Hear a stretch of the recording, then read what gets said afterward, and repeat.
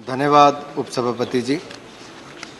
मैं सबसे पहले तो सभी सदन के माननीय सभी सदस्यों का, जिनमें सबसे पहले स्पीकर श्री प्रशांत नंदा जी, अशोक वाजपेयी जी, एम थम्बिदुरई जी, डॉक्टर राधा मोहन दास अग्रवाल जी, डॉक्टर सोनल मान सिंह जी, एस निरंजन रेड्डी जी, पवित्र जी, धनंजय महादिक जी, कविता पाटीदार जी, गीता चंद्र प्रभा जी, विप्लव कुमार देव जी, के वासन जी, विजय साई रेड्डी जी, अजय प्रताप सिंह जी, के रविंद्र कुमार जी, बाबूराम निषाद जी, GVL नरसिम्हा राव जी, रामदास अठावले जी और भुवनेश्वर कलिता जी, आप सबका आभार प्रकट करता हूं कि आपने बहुमूल्य सुझाव भी दिए और सब ने बिल का समर्थन किया है। इसके लिए मैं आपका बहुत बहुत अभिनंदन करता हूं।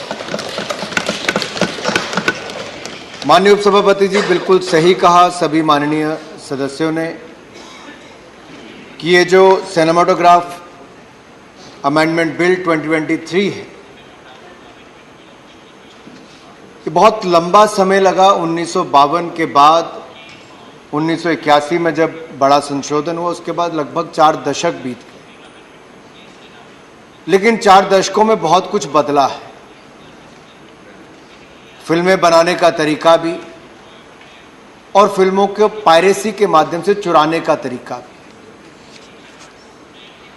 और दिखाने का भी। जहां एक और बात चल रही है कि बड़े पर्दे पर, बड़ी स्क्रीन पर नंबर ऑफ स्क्रीन्स बढ़े, वहीं इंटरनेट के माध्यम से आज विद इन फ्यू सेकेंड्स जो पायरेटेड आपका कंटेंट है उसको दुनिया के किसी भी हिस्से में पहुंचाया जा सकता है, कुछ सेकंड में भेजा जा सकता है, लेकिन किसी के सालों की मेहनत पर पानी फिर जाता है।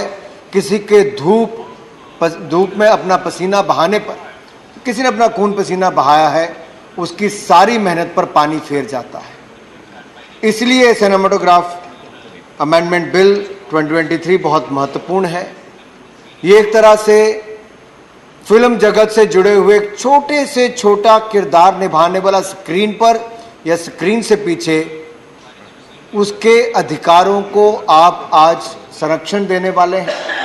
आप उनके हितों के लिए एक बहुत बड़ा कदम उठाने वाले हैं और उसके लिए पूरा सदन एकजुट होकर साथ आया है। इसके लिए मैं आपका बहुत प्रशंसा भी करता हूं, आपका धन्यवाद भी करता हूं।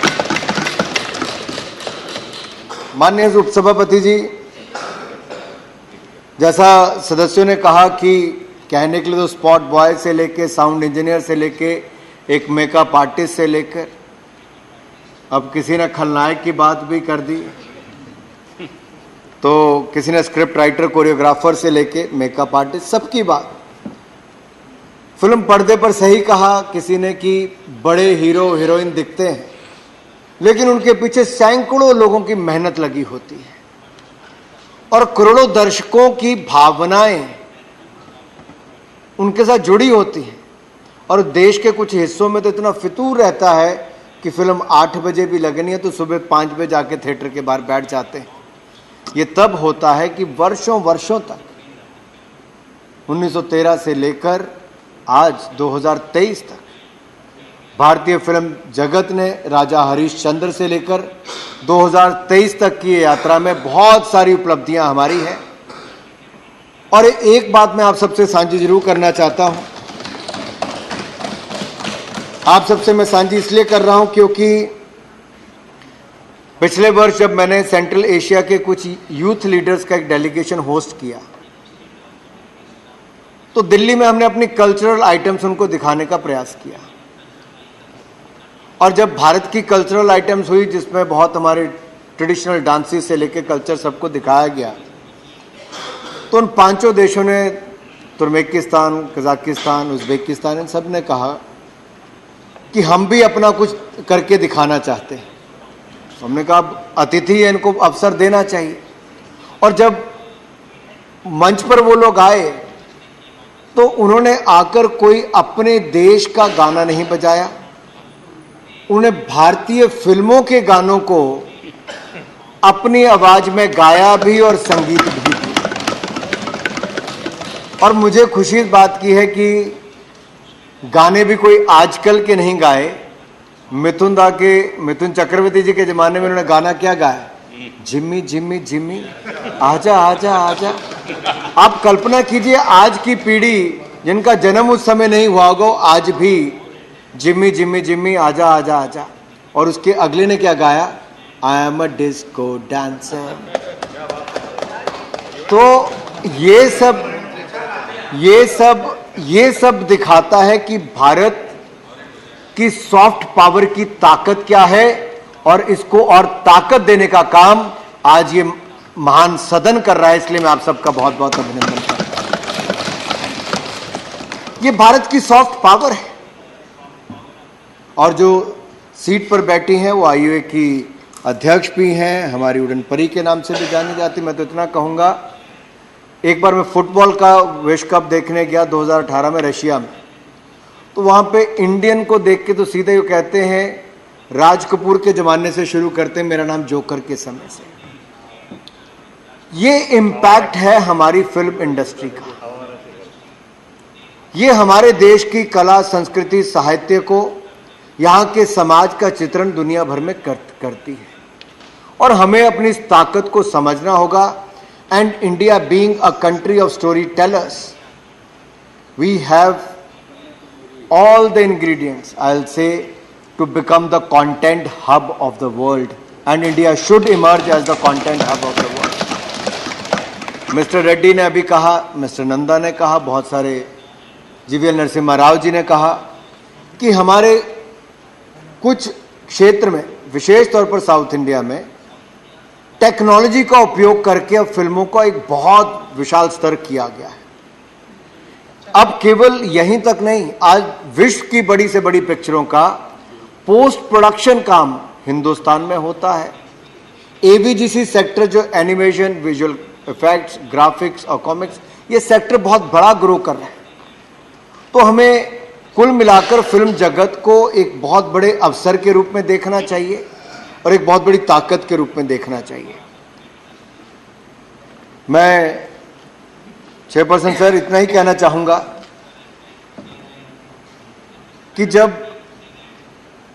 यह बिल 2019 में लाया गया, तब इसमें केवल छोटा सा संशोधन था। उससे जो आपने आज की समस्या की बात कही, उससे उसका हल नहीं हो पाता। इसको वापस स्टैंडिंग कमेटी में भेजा गया। स्टैंडिंग कमेटी के सभी सदस्यों ने अपने सुझाव दिए, और उसके बाद हमने इसको पब्लिक के सामने रखा। 2022 में नए रूप में हमने बिल को पब्लिक के सामने रखा, उनके सारे सुझाव आए, पूरी इंडस्ट्री के साथ हमने उनके सुझाव भी लिए, और अब एक नए रूप के बीच में द सिनेमेटोग्राफ अमेंडमेंट बिल 2023 आप सबके सामने हम लेकर आए हैं। इसमें मेजर कंसर्न अमेंडमेंट्स के लिए क्या थे, अगर कुल मिलाकर देखा जाए तो एक जो लिटिगेशन चल रही थी कर्नाटका हाई कोर्ट से लेकर सुप्रीम कोर्ट तक गई, उसमें सीबीएफसी का, central board of film certification, उसके प्रोसीजर्स क्या हैं, उसकी पावर्स क्या है। आप में से कुछ लोगों ने कहा रिवीजन पावर्स किसके पास हो। प्रशांत नंदा जी ने कहा कि उनको भी एक बार दिक्कत आई अपने रीजनल पैनल के सामने, मुश्किल एक पिक्चर के लिए, क्योंकि जो चेयरपर्सन था उसके ही अपने बच्चे की डेथ 12 साल की उम्र में हुई थी, और वो उस पिक्चर को नहीं देख सकता था। कोई एक केस ऐसा हो सकता है, लेकिन हमारा प्रयास होता है कि जल्द से जल्द सर्टिफिकेशन मिल सके। इट्स अ ऑटोनोमस बॉडी, और सरकार, और जिसको आप आम भाषा में सेंसर बोर्ड कहते हो, सीबीएफसी, इसके बीच में काफी एक तरह से डिस्टेंस मैं इसलिए कहता हूं क्योंकि ऑटोनोमस बॉडी है, उसकी एक अपनी ताकत है। रिवीजन पावर भी सरकार के पास इस बिल के बाद नहीं रहेगी, वो ऑटोनोमिटी सीबीएफसी की बनी रहेगी, जो आप चाहते हैं, और हम यही चाहते हैं ऑटोनोमिटी बनी रहे, ऑटोनोमस बॉडी का उसका वो रोल है। दूसरा नंदा जी ने कहा कि रिवीजन करने के लिए जब जाए तो सेम मेंबर्स ना हो। हमने इसमें प्रावधान पहले भी था, अब भी करेंगे। रिवीजन के लिए सेम पैनल नहीं बैठेगा, सारे पांचों नाम नए ही होंगे और वही देखेंगे। ये मैं आपको कहना चाहता हूं। दूसरा, आपका जो लिटिगेशन हमारी चल रही थी, जैसे मैंने कहा कि कर्नाटका हाई कोर्ट से लेके सुप्रीम कोर्ट तक आया, तो हमने उसको लेकर भी जो प्रोसीजर है इसको और आसान कर दिया है और इसको बिल को हार्मोनाइज किया है, जो सुप्रीम कोर्ट और हाई कोर्ट के ऑर्डर्स को ध्यान में रखते हुए, ताकि भविष्य में इस तरह से कोई दिक्कत ना आए। तो सबसे बड़ी समस्या इस सदन पूरे ने कही, unauthorised recording and exhibition of films, ये जो फिल्म पायरेसी से जुड़ी हुई है। अब मैं देख रहा था कि प्रशांत नंदा जी ने 18,000 करोड़ से शुरू किया तो 22,000 करोड़ तक यही बात पहुंच गई कि इतने की पायरेसी होती है। अब पायरेसी कितने की होती है किसी को नहीं पता, लेकिन इतना जरूर पता है कि कलाकारों की वर्षों की मेहनत पे पानी फेरने का काम होता है। हमने ऐसे दंड का प्रावधान यहां पर रखा है कि अगर उनकी मेहनत के साथ कोई खिलवाड़ करेगा तो उसको 3 लाख रुपए तक का जुर्माना भी हो सकता है, और उसको भी बढ़ाने का उसमें प्रावधान है, ताकि 5% जो उसकी जो बनाने की कॉस्ट है उस तक जाकर उसका किया जा सकता है, 5% तक उसका, 5% of the audited gross production cost of the film, इतना उसको फाइन हो सकता है। मान लीजिए 1000 करोड़ की पिक्चर बनी तो 50 करोड़ दंड हो सकता है, और 3 लाख से लेके इतने तक का दंड हो सकता है। और दूसरा, उसको सजा, हालांकि हमारी सरकार ने डीक्रिमिनलाइज करने का बहुत काम किया सारे बिलों को, यहां पर भी इस बिल से ease of doing business, ease of living, उसको बढ़ावा दिया जा रहा है। लेकिन जो किसी के जीवन को बर्बाद करने पे आ जाए, किसी की मेहनत को बर्बाद करने के लिए आए, तो उसको 3 साल की सजा का प्रावधान भी इस बिल में किया गया है, ताकि फिल्म इंडस्ट्री को बचाया जा सके। इसके अलावा और बहुत सारी बातें मैं जिस पे आपको एक के बाद दूसरे पे आऊंगा। ये जो पायरेसी का धंधा है, इसको दूर करने के लिए, अब पहले हम जितने बिल लाते थे, एक मजबूरी होती थी कि आर्टिकल 370-35A के कारण जम्मू कश्मीर में बहुत सारे हमारे कानून लागू ही नहीं होते थे। लेकिन 5 अगस्त 2019 इस देश में एक ऐसा ऐतिहासिक दिन आया जब इस महान संसद ने धारा 370-35A को सदा के लिए खत्म कर दिया, और हमने भी इसमें जो बिल के साथ जुड़ा हुआ जो प्रोविजन है उसको ओमिट करने का काम इसके माध्यम से किया है। और ये मैं इसलिए कह रहा हूं क्योंकि धारा 370-35A के हटने के बाद जम्मू कश्मीर में बहुत एक तरह से शांति भी आई है, आतंकवादी घटनाओं में कमी आई है, पथराव की घटनाएं बंद हुई है, और हमारे सिनेमा हॉल भी बढ़कर अब 7 होने वाले हैं, जिसमें से बांदीपुरा, गांदरबल और कुलगाम डिस्ट्रिक्ट में हमारे इसी महीने तक, अगले 1-2 महीनों में नए सिनेमा हॉल्स खुल जाएंगे। तो जो कश्मीर जहां कभी पथराव की घटनाएं होती थी, आज हमारी फिल्में भी वहां पर प्रदर्शित होने का काम जोर शोर से होगा। शूटिंग भी वहां पर होती है, बहुत सारी फिल्मों की पूर्व में शूटिंग हुई, अब उसको भी वहां पर बल दिया जा रहा है। माननीय एलजी महोदय ने बहुत सारे कदम उस दिशा में उठाए हैं। हमारी फिल्मों का कुछ लोगों ने कहा कि क्या हुआ, अगर आप देखेंगे तो बाफ्टा की बात करूं या ऑस्कर की बात करूं या अंतर्राष्ट्रीय मंचों पर भारतीय फिल्मों ने बहुत बड़े बड़े मुकाम हासिल किए, अवार्ड जीते हैं, और मुझे प्रसन्नता इस बात की है क्योंकि बिजनेस करना एक अलग बात है कि एक फिल्म ने इतना बिजनेस किया। देश के लिए दूसरा बड़ा सम्मान होता है कि रिकॉग्निशन कहां जाकर मिली, और बाफ्टा में, ऑस्कर में जाकर द एलिफेंट विस्परर्स को डॉक्यूमेंट्री की श्रेणी में, और हमारी आरआर को भी वहां पर ऑस्कर अवार्ड मिले, तो पूरे देश के लिए गौरवशाली पल था, जिस सबका हमें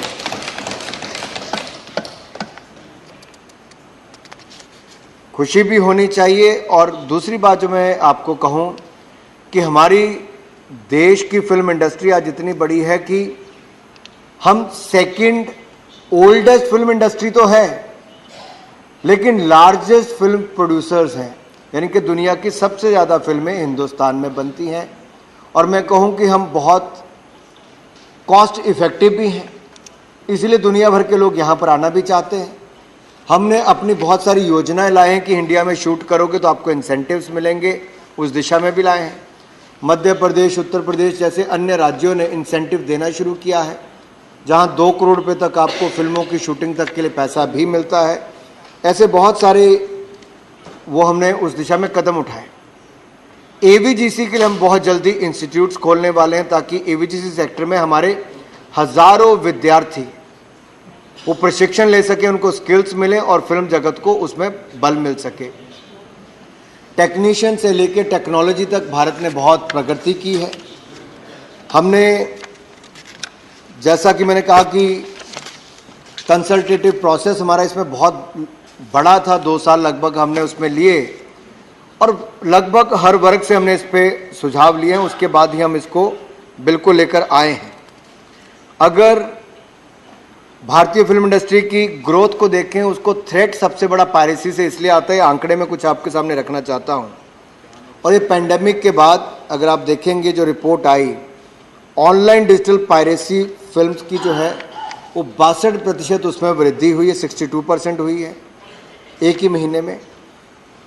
और अप्रॉक्सीमेटली 71% भारत की पॉपुलेशन जो है वो ये जानती भी है कि इल्लीगली रिकॉर्ड करना क्या होता है, पायरेसी क्या होती है, और पायरेटेड कंटेंट को शेयर करने से दंड भी मिल सकता है, लेकिन वो बहुत मिनिमल उसमें सजा और प्रावधान उस तरह के थे।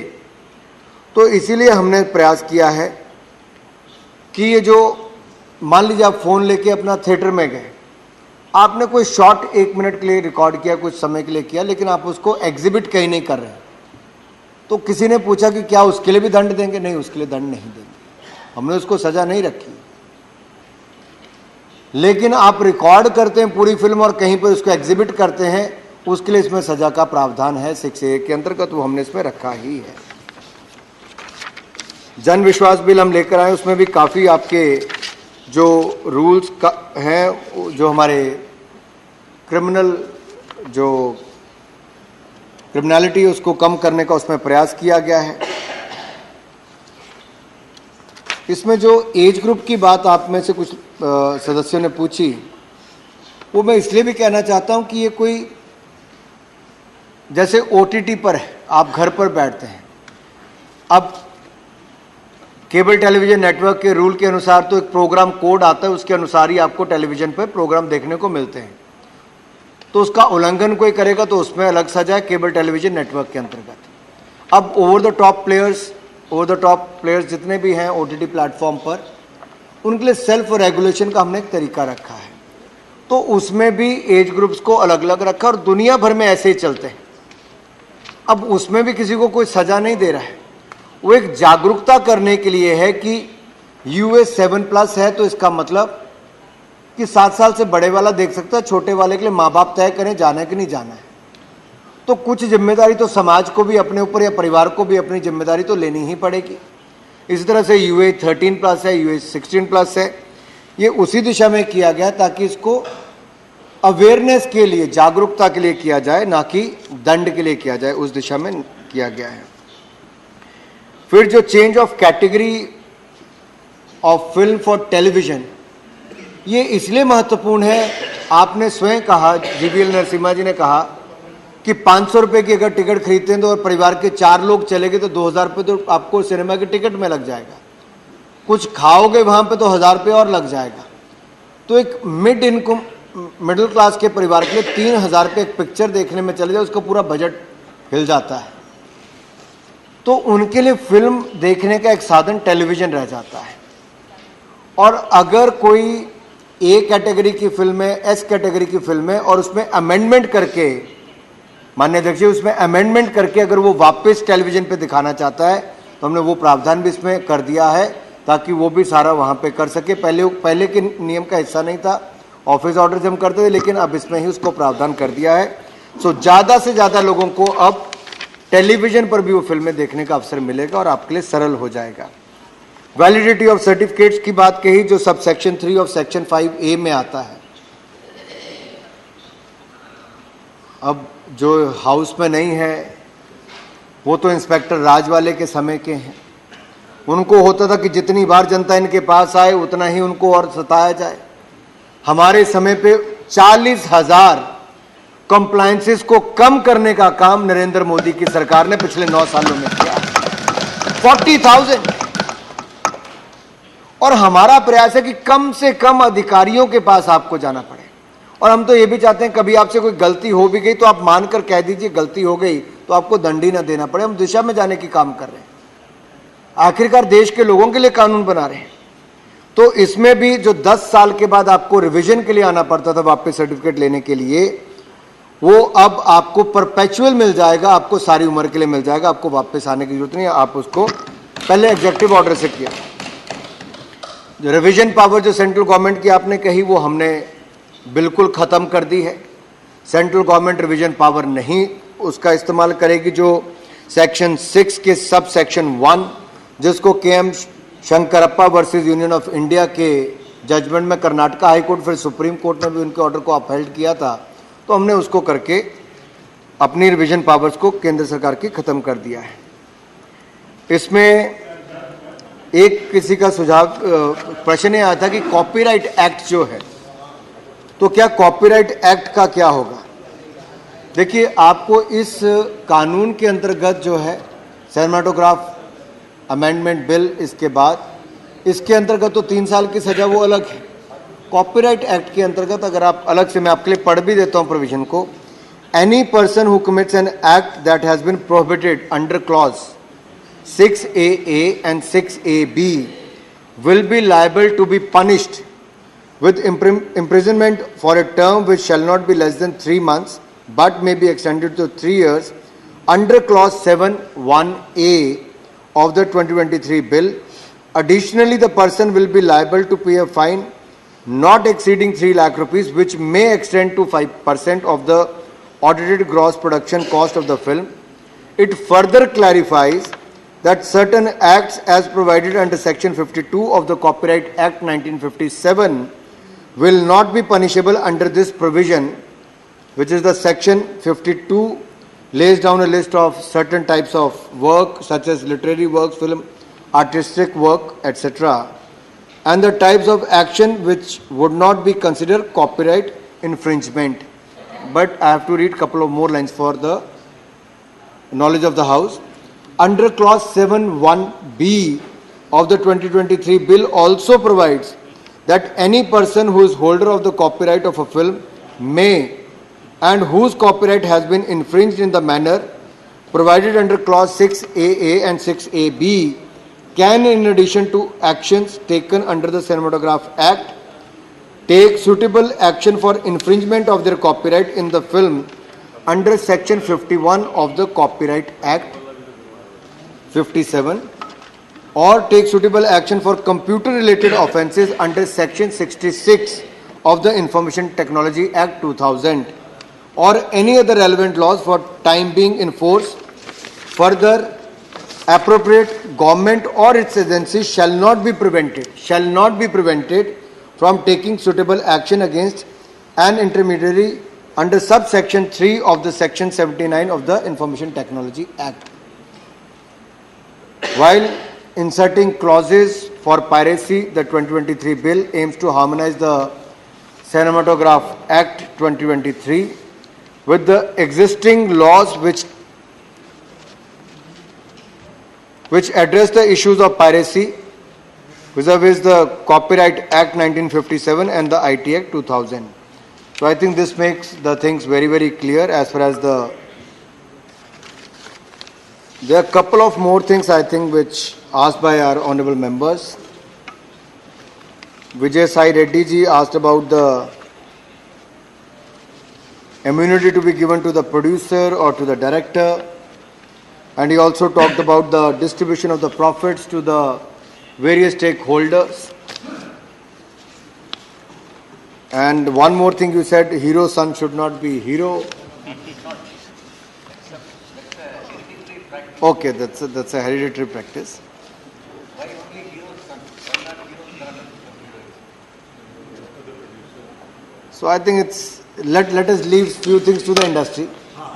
Let's not restrict it. as we have given more freedom in the OTT sector, but many members also raised few issues related to the OTT sector. Let me say this here.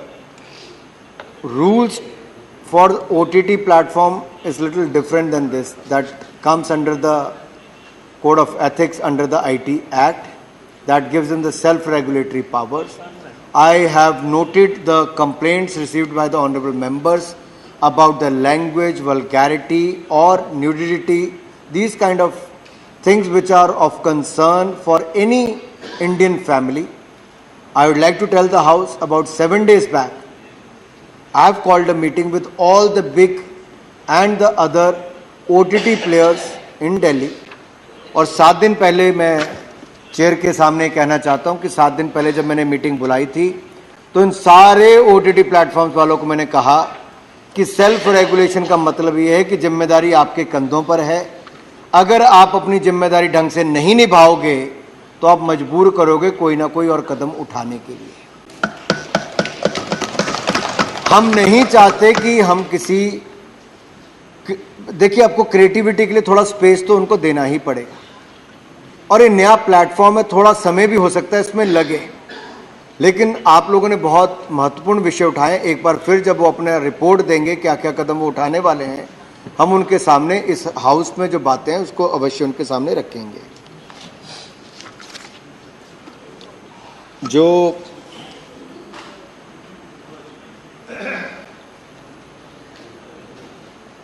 Kalita जी ने भी कुछ parents के बारे में बात कही, मैंने उसको पहले उसका उल्लेख कर दिया है कि कैसे हम उसका ध्यान रख सकते हैं।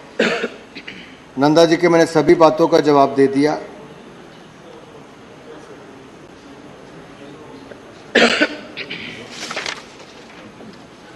अशोक वाजपेयी जी ने तो राजा हरिश्चंद्र से लेके बाकी सब तक अपनी बात कही है।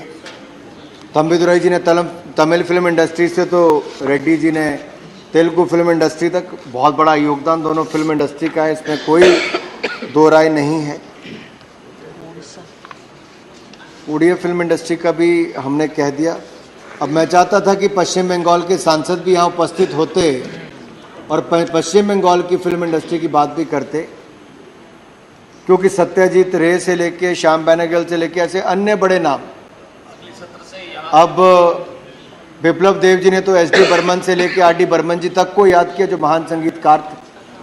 और मैं यही नहीं, बाकियों ने भी अपने अपने क्षेत्र के, डॉक्टर सोनल मान सिंह तो अपने आप ही इस क्षेत्र में एक बहुत बड़ा नाम है, कला संस्कृति साहित्य पूरा सब इसमें। आप सबके जो सुझाव को मैं सुझाव के रूप में ले रहा हूँ, जो आपके कंसर्न वाले इश्यूज थे मैंने अधिकतर इश्यूज का यहाँ पे जवाब दे दिया है। अगर इसके अलावा भी आपके मन में कोई और सवाल है तो एक आपके मन में था कि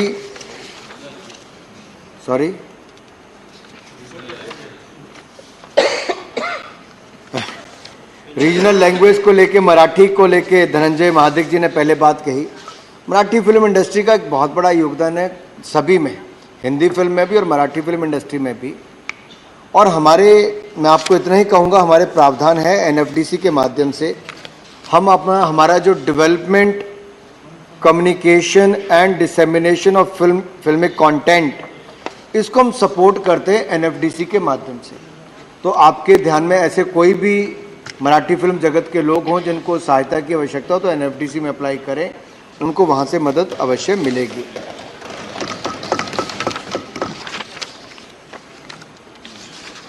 chairperson sir, chairperson ma'am, I would like to